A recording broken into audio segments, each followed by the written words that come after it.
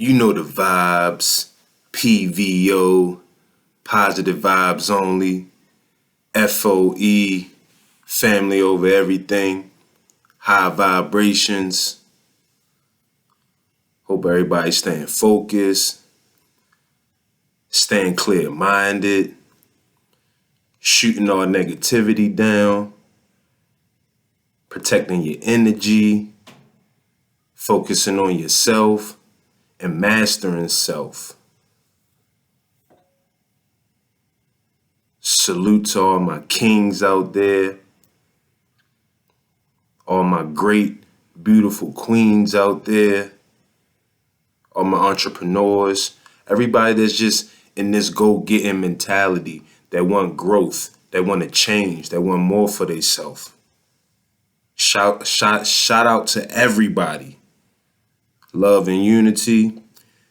Today I want to talk to y'all, give y'all a little another Maryland update. Last time we left off on some things that was going on as far as with some relief bill packages and things of that nature with Governor Hogan. We just gonna get right into it.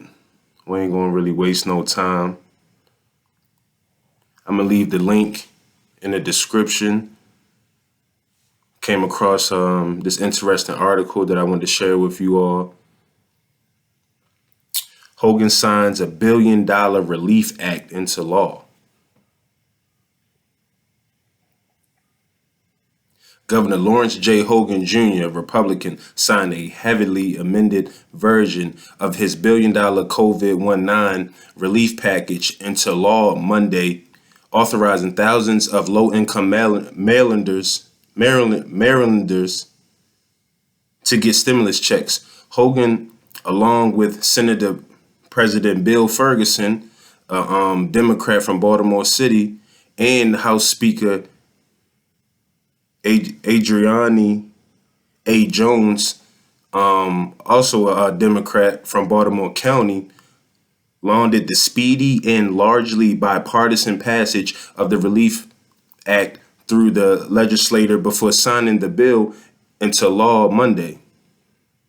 It's almost unheard of for any major piece of legislation to be passed in such a short period of time and with such universal bipartisan support, said Hogan, who repeatedly pressed for quick passage of the legislation. Like I told y'all before, Governor Hogan, I'm still doing research, just, digging into him a little bit since he is the governor of my state. And I told you he be active, he be very busy, he be in the mix, if you get my drift.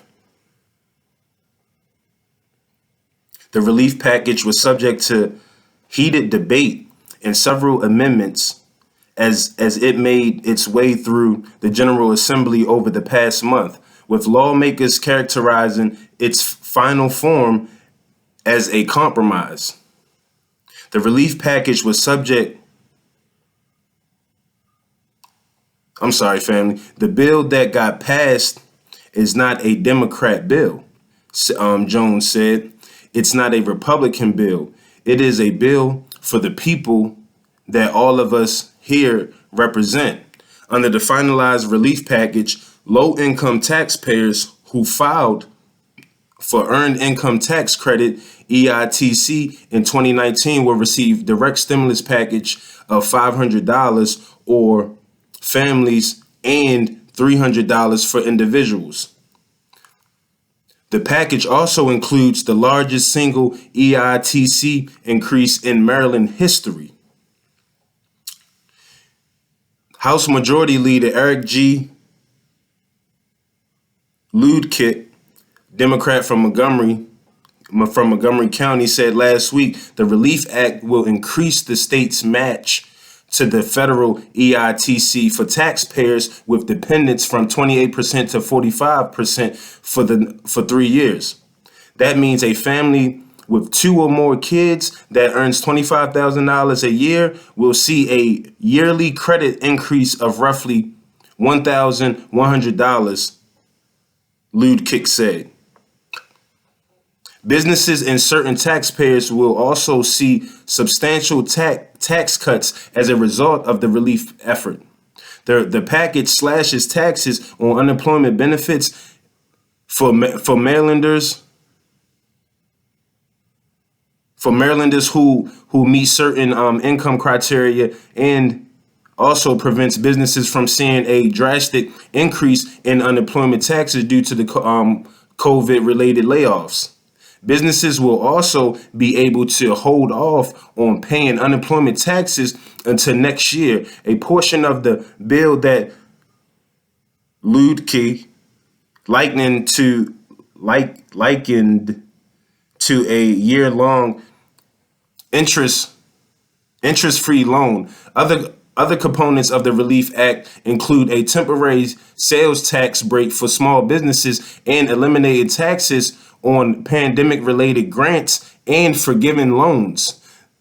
The package also includes nearly $300 million in targeted relief funding to help struggling Marylanders, including funding for food banks and utility bill relief. Comptroller Peter V.R. Franchot, a Democrat, plans to hold a press conference Tuesday with other top fiscal officials to lay out how the Relief Act will be implemented. According to a release, his office will begin processing some of the bill's provisions as early as Tuesday. The House passed the relief effort last week after a last-minute debate over whether to send out stimulus checks to a broader group of taxpayers. Advocates and some Democrat lawmakers worried about that because the EITC required a Social Security number. Thousands of immigrant taxpayers would be left out. People who file taxes with individual taxpayers identification numbers, ITINs, including undocumented immigrants who received the Relief Act's stimulus checks. House Democrats made a 11th-hour effort to add ITIN filers to the bill last week, but that amendment was withdrawn after Republican objections and questions over the amendment's viability threatening to hold up the fast-track bill. In a Friday press release, leaders of the Maryland Legislative Latino Caucus said Attorney General Brian E. Frost, a Democrat, warned lawmakers that the original proposal to include ITIN filers in the Relief Act would not be viable. Instead, Jones and Ferguson have promised quickly.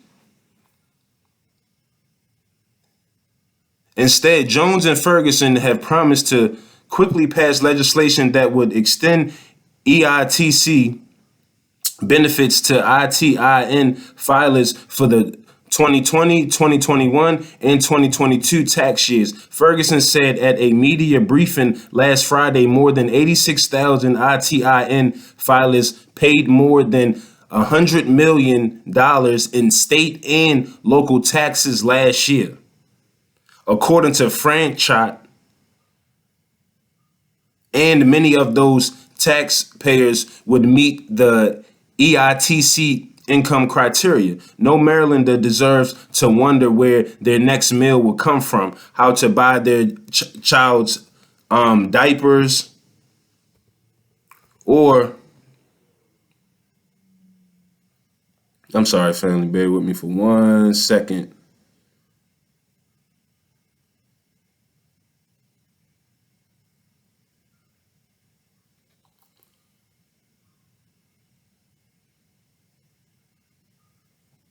No Marylander deserves to wonder where their next meal will come from, how they would buy their children's diapers or how they would pay for life-saving medicine, especially when they have to go to work every single day. Friday's statement from Jones and Ferguson reads, ITIN filers represent a broad group of taxpayers, including undocumented immigrants and some people who are lawfully present in the United States, such as certain survivors of domestic violence, Cuban and Haitian intrats, student visa holders, and certain spouses and children of individuals with employment visas, according to the National Immigration Law Center.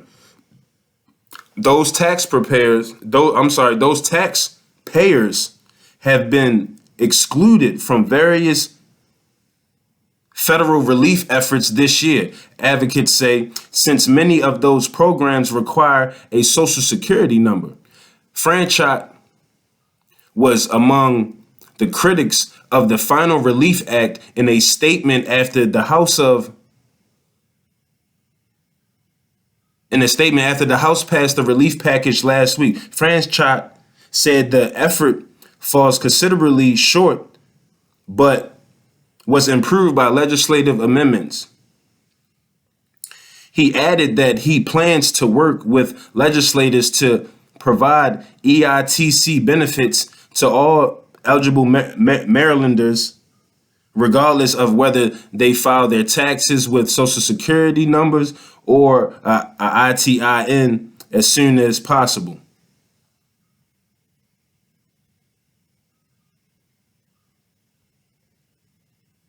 So that was just another brief update as far as what's going on in Maryland with this relief package that Governor Hogan just signed. Like I said, I'm gonna leave the link in the description if you all want to do some further, you want to take a further look into it. Hope y'all stay focused, stay balanced, and I love y'all, man.